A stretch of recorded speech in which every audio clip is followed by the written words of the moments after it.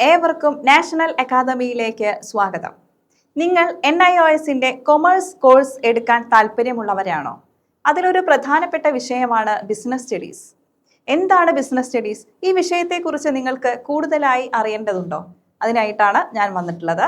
23 chapters ഉൾക്കൊള്ളിച്ചുകൊണ്ടാണ് ഈ ഒരു വിഷയം ഉള്ളത്. 23 ചാപ്റ്റേഴ്സ് ആണ് പ്രധാനമായിട്ടും ഈ ഒരു വിഷയത്തിലുള്ളത്. അതിലെ ഒന്നാമത്തെ ചാപ്റ്റർ ആണ് ഇത്, nature and scope of business.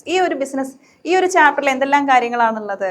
അതായത് എന്താണ് ഹ്യൂമൻ ആക്ടിവിറ്റി, മനുഷ്യ പ്രവർത്തനം എന്ന് പറഞ്ഞാൽ എന്താണ്, അതുപോലെ തന്നെ ഈ ഒരു ഹ്യൂമൻ ആക്ടിവിറ്റിയുടെ ക്ലാസിഫിക്കേഷൻ ഏതൊക്കെയാണ്, അതിൽ പ്രധാനമായിട്ട് വരുന്ന ബിസിനസിന്റെ എക്കണോമിക് ആക്ടിവിറ്റിയുടെ ക്ലാസിഫിക്കേഷൻ ഏതൊക്കെയാണ്. നമുക്കറിയാം എന്താണ് ഹ്യൂമൻ ആക്ടിവിറ്റി എന്ന് പറഞ്ഞു കഴിഞ്ഞാൽ മനുഷ്യൻ അവന്റെ ആവശ്യങ്ങൾക്കായിട്ട് അല്ലെ എന്തെങ്കിലും തരത്തിൽ ഏർപ്പെടുന്ന പ്രവർത്തനങ്ങളെയാണ് നമ്മൾ എന്തെന്ന് പറയുന്നത്, ഹ്യൂമൻ ആക്ടിവിറ്റി. സോ സിമ്പിൾ അല്ലേ?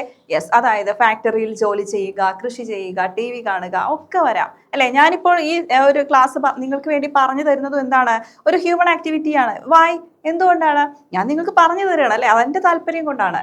ഓക്കെ, അപ്പോൾ ഈ ഒരു ഹ്യൂമൻ ആക്ടിവിറ്റിയെ നമ്മൾ പ്രധാനമായിട്ടും രണ്ടായിട്ട് തരംതിരിക്കുന്നുണ്ട്, economic activity and non economic activity. എന്താണ് എക്കണോമിക് ആക്ടിവിറ്റി എന്ന് പറഞ്ഞാൽ? സാമ്പത്തിക പ്രവർത്തനങ്ങൾ. ദ ടേം എക്കണോമിക് അവിടെ ഊന്നി പറയുന്നുണ്ട് അല്ലെ. അതായത് സാമ്പത്തികം അല്ലെ, പണം ഉണ്ടാക്കുക എന്നുള്ള ലക്ഷ്യത്തോട് കൂടിയിട്ട് മനുഷ്യൻ ഏർപ്പെടുന്ന പ്രവർത്തനങ്ങളെയാണ് നമ്മൾ എന്തെന്ന് പറയുന്നത്, സാമ്പത്തിക പ്രവർത്തനങ്ങൾ എന്ന് പറയുന്നത്. പണം ഉണ്ടാക്കുക എന്നുള്ളതാണ് അവിടുത്തെ ലക്ഷ്യം. അതായത് ഒരു അധ്യാപകൻ എന്ത് ചെയ്യുന്നു, സ്കൂളിൽ പഠിപ്പിക്കുന്നു.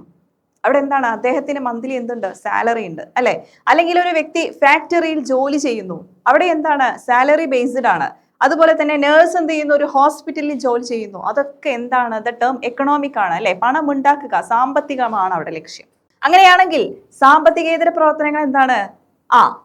അതായത് സ്വയം സംതൃപ്തിക്കായിട്ട് അല്ലെ, അതായത് സാമൂഹ്യ സേവനം ചെയ്യുക, അതായത് ക്ലബ്ബുകളിൽ, ചാരിറ്റബിൾ ട്രസ്റ്റുകളിലൊക്കെ പ്രവർത്തിക്കാറില്ലേ, അവിടെ എന്താണ്, നമ്മുടെ താല്പര്യത്തിന് വേണ്ടിയിട്ടാണ്. അവിടെ ദ ടേം എക്കണോമിക് അല്ല, സ്വന്തം ഇഷ്ടപ്രകാരമാണ് അല്ലെ. ഇതുപോലെ തന്നെ ഒരുപാട് കാര്യങ്ങളുണ്ട്. സാധാരണയായിട്ട് ഈ ഒരു ബിസിനസ് സ്റ്റഡീസിൽ ഒന്നാമത്തെ ചാപ്റ്ററിൽ നിന്ന് വരുന്ന ക്വസ്റ്റ്യൻസ് എന്ന് പറയുന്നത് എന്താണ്, ക്ലാസിഫിക്കേഷൻ ഓഫ് കൊമേഴ്സ്. കൊമേഴ്സിന്റെ ക്ലാസിഫിക്കേഷൻ ഏതൊക്കെയാണ്? ഇൻഡസ്ട്രി, പ്രൈമറി, ട്രേഡ്, അങ്ങനെ ക്ലാസിഫൈ ചെയ്യുന്നുണ്ട്. അതുപോലെ തന്നെ role of profit in business. ബിസിനസ്സിലെ പ്രോഫിറ്റിന്റെ സാധ്യത എന്താണ്? നമുക്കറിയാം ബിസിനസ് എന്ന് പറഞ്ഞാൽ എന്താണ്, ലാഭമുണ്ടാക്കുക എന്നുള്ള ലക്ഷ്യത്തോടു കൂടി സാധനങ്ങൾ വാങ്ങുകയും വിൽക്കുകയും ചെയ്യുന്ന പ്രവർത്തനമാണിത്. വിൽക്കുകയും ചെയ്യുന്ന സാമ്പത്തിക പ്രവർത്തനം, ദ ടേം എക്കണോമിക് മറക്കരുത്. സാമ്പത്തിക പ്രവർത്തനം എന്നാണ് എന്താ, ബിസിനസ് എന്ന് പറയുന്നത് അല്ലേ. അപ്പൊ ബിസിനസ്സിനെ പ്രധാനമായിട്ട് നമുക്ക് മൂന്നായിട്ട് തരംതിരിക്കാം. ഏതൊക്കെയാണ്? കൊമേഴ്സ്, ഇൻഡസ്ട്രി, അങ്ങനെ. അതുപോലെ തന്നെ ഒരു പ്രധാനപ്പെട്ട ക്വസ്റ്റ്യൻ ആണ് ഇത്, role of profit in business. എന്താണ് ബിസിനസ്സിൽ പ്രോഫിറ്റിന്റെ ഒരു സാധ്യത എന്ന് പറഞ്ഞാൽ?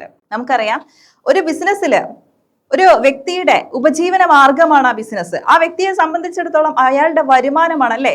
യെസ്. അതുപോലെ തന്നെ ഒരു ബിസിനസിന്റെ വളർച്ചയ്ക്കും നിലനിൽപ്പിനും ഒക്കെ എന്താവശ്യമാണ്, ഈ ഒരു പ്രോഫിറ്റ് ആവശ്യമാണ്. അതുപോലെ തന്നെ നമുക്കറിയാം വലിയ വൻകിട ബിസിനസ്സുകളായാലും അവർ ഒരുപാട് ചാരിറ്റി പ്രവർത്തനങ്ങൾ ചെയ്യാറുണ്ട് അല്ലെ. നമുക്കറിയുന്നതാണ്. ഇന്നത്തെ ഓരോ മാധ്യമങ്ങളിലും ചില എടുത്തു കാണിക്കാത്തതെല്ലാം ഉണ്ട്. ഇതുപോലെ ഒരു പിടി ക്വസ്റ്റ്യൻസുമായിട്ട് നമ്മുടെ ആപ്പിൽ ഒരുപാട് ക്ലാസ്സുകൾ ലഭ്യമാണ്. കൂടുതൽ അറിയാൻ വേണ്ടി താഴെ കാണുന്ന നമ്പറിൽ കോൺടാക്ട് ചെയ്യൂ. Thank you.